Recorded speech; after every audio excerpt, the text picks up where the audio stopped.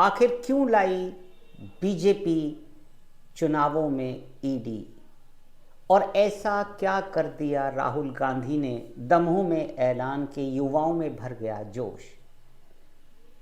चाहे मेरी जान चली जाए पर आरक्षण होकर रहेगा।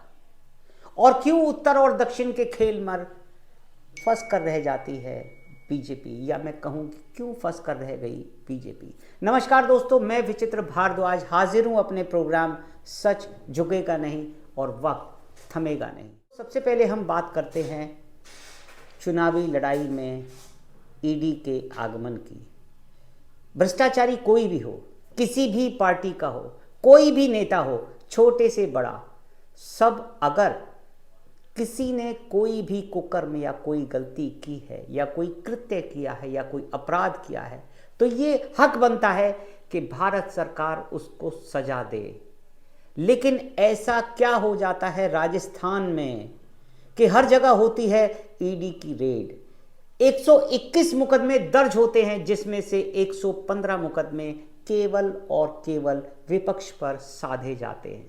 और इनमें से भी अगर मैं टॉप 3 की बात करता हूं तो टॉप 3 के अंदर कांग्रेस, टीएमसी और एनसीपी के नेता हैं। तो ऐसी क्या वजह है कि भाजपा इतनी दूध की धुली हो जाती है और बाकी अन्य दल इस गर्त में फंसते चले जाते हैं जिन पर अपराध और सिर्फ अपराध को लाद दिया जाता है।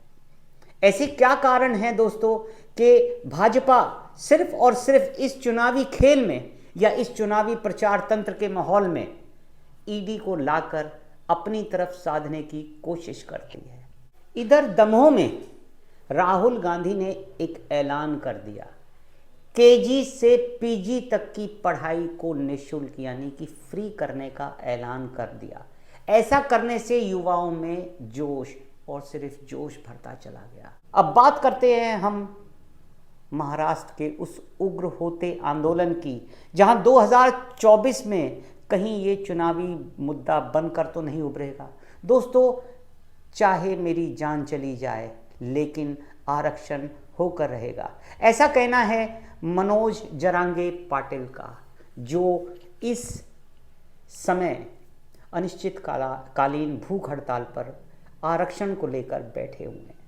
और वो किस तरीके से एक प्रेस कॉन्फ्रेंस में बताते हैं कि जिस तरीके से मोदी सरकार ने 50 दिन में सब कुछ अच्छा होने को बोला था, उसी तरीके से पूर्व महाराष्ट्र के मुख्यमंत्री नरेंद्र फडणवीस ने मराठों को 50 दिन में आरक्षण देने को बोलकर फंस गए, महाराष्ट्र को गर्त में पहुंचा दिया।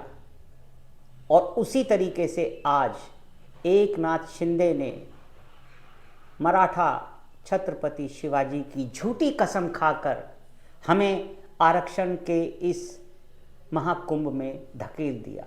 ये आरक्षण होकर रहेगा हर कीमत पर, हर सूरत में, चाहे मेरी जान चली जाए।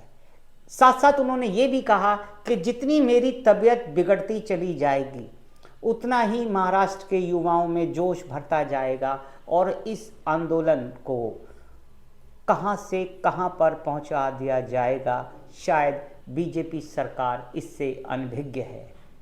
अब हम बात करते हैं दोस्तों कुछ उत्तर और दक्षिण की। एक तरफ जहां हम भाईचारे और प्यार मोहब्बत की बातें करते हैं तो दूसरी तरफ बीजेपी हिंदू और मुस्लिम का कार्ड खेलकर, मैं ये नहीं कहता हूं कि सिर्फ एक भाजपा ही हिंदू और मुस्लिम का कार्ड खेलती है, इसमें सभी राजनीतिक पार्टियों का मैं जिक्र करना चाहूँगा। लेकिन इस वक्त की जो खबर है कि जहां उत्तर में भाजपा हिंदुत्व के कार्ड पर खेलती है तो वहीं दक्षिण में वो जाति का कार्ड भी खेलने से गुरेज नहीं करती।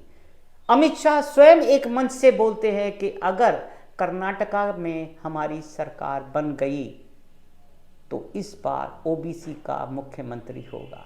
दोस्तों, ऐसा बोलकर बीजेपी स्वयं इस झूठ की गर्त में फंसती चली जाती है।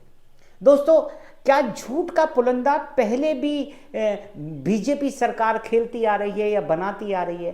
तो मैं आपको कुछ चंद जुमलों से अवगत कराना चाहूँगा। तो याद कीजिए वो बहुत पहला खूबसूरत जुमला, अच्छे दिन आने वाले हैं। और दूसरा जुमला, वो बुलेट ट्रेन जो पिछले 10 साल से अटकी हुई है एक स्टेशन पर अपने गंतव्य तक पहुंचने के लिए, वो 100 स्मार्ट सिटी जिसमें अभी एक भी तैयार नहीं हो पाई है। और अभी जो बात हुई थी कि 15-15 लाख रुपए हर व्यक्ति के अकाउंट में यूं ही आ जाएंगे, ऐसा तो अमित शाह ने स्वयं कबूल कर कहा था कि ये एक चुनावी जुमला था। उसके बाद हम बात करते हैं युवाओं को हर साल 2 करोड़ रोजगार देने की। यहां पर भी बीजेपी सरकार फेल होती नजर आती है। उसके बाद रोजगार के अलावा बात करते हैं काशी को क्यूटो बनाने की, तो क्या वो क्यूटो बन पाया? तो दोस्तों, इन सफ़ेद झूठों में आपने कौन सा झूठ पकड़ा, हमें बताइएगा।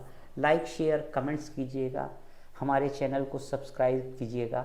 जो लोग आज हमसे जुड़ रहे हैं तो उन सभी से रिक्वेस्ट है कि लाइक शेयर और कमेंट्स ज़रूर करें और हमें प्रोत्साहित करते रहें। धन्यवाद।